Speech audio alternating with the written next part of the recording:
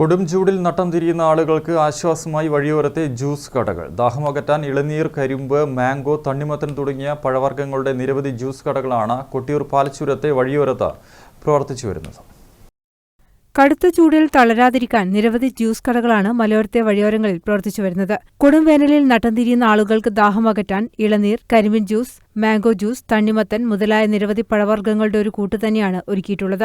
വിനോദസഞ്ചാരികൾക്കും തൊഴിലാളികൾക്കും വലിയൊരു ആശ്വാസമാണ് ഇത്തരത്തിലുള്ള ജ്യൂസ് കടകൾ. കൊട്ടിയൂർ പാൽച്ചുരത്തെ വഴിയോരങ്ങളിലാണ് ജ്യൂസ് കടകൾ സജീവമായിട്ടുള്ളത്.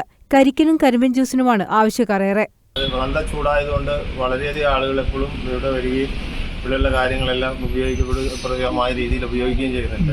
മെയിനായിട്ട് നമ്മൾ കരിമ്പിന്റെ ജ്യൂസാണ്.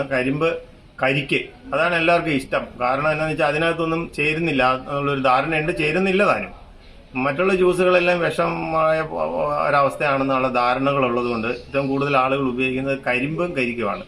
പിന്നെ മോരും വെള്ളം, അങ്ങനെയുള്ള കാര്യങ്ങളാണ്. നിരവധി യാത്രക്കാരാണ് ദിവസവും ഇവിടേക്ക് എത്തിച്ചേരുന്നത്. വെറൈറ്റി രുചി ഒരുക്കിയാണ് ഇത്തരം കേന്ദ്രങ്ങൾ ആളുകളെ ആകർഷിക്കുന്നത്. News bureau, Peravoor.